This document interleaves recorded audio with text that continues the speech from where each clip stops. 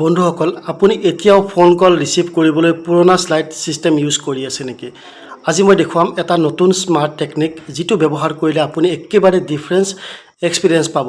ধৰক আপুনি গাড়ী চলাই আছে, হাতত কিবা বস্তু আছে, কল আহিলে স্ক্ৰীন টাচ কৰি ৰিচিভ কৰিব লাগে, প্ৰব্লেম হয়। কেতিয়াবা ভুলতে কাট খাই যায়, কিন্তু এতিয়া সলনি কৰিব পাৰে। ফোনটো কাণত দিলে আপোনালোকৰ ফোনটো ৰিচিভ হ'ব আৰু কাণত আপুনি ফোনটো ওলোটাকৈ ৰাখিলে ফোনটো বন্ধ হৈ যাব। এই সেটিংসটো মই দেখুৱাই দিছোঁ, বলক আমি চাই লওঁ। আৰু আগতে আপোনালোকে গম পাইছিল নেকি সকলোৱে জনাই যাব।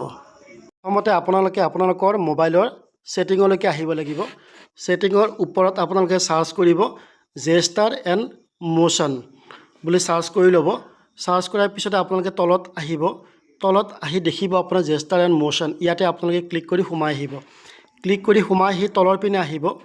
প্ৰথমতে আপোনালোকে লিফ্ট এণ্ড আৰ টু এনচাৰ কল, এইটো আপোনালোকে যদি অন কৰি ৰাখে, অন কৰি ৰাখিলে যদি কোনোবাই আপোনাক ফোন কৰে, কাণৰ কাষত মোবাইলটো দিয়াৰ লগে লগে ফোনটো ৰিচিভ হ'ব আৰু আপোনালোকে কথাবোৰ শুনিব পাৰিব। Lift and R answer call এইটো।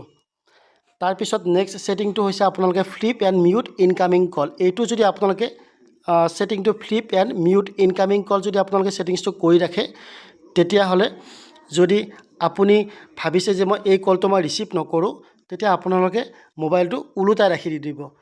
ওলোটাকৈ ৰাখি দিলে মোবাইলটো ফোনটো নিজে নিজে কাট খাই যাব। চাওক কিমান ইজি হৈ গ'ল। স্ক্ৰীন টাচ নকৰাকৈয়ে কল হেণ্ডেল কৰিব পাৰিছোঁ। গাড়ী চলাৰ সময়ত বা হাত বেয়া থাকিলেও একেবাৰে ইউজফুল। এই ট্ৰিকটো আগতে জানিছিল নেকি? কমেণ্টত লিখিব য়েছ আৰু ন'। আৰু এনেধৰণৰ ভিডিঅ'সমূহ পোৱাৰ কাৰণে পেজটো ফ'ল' কৰি লগত থাকিব।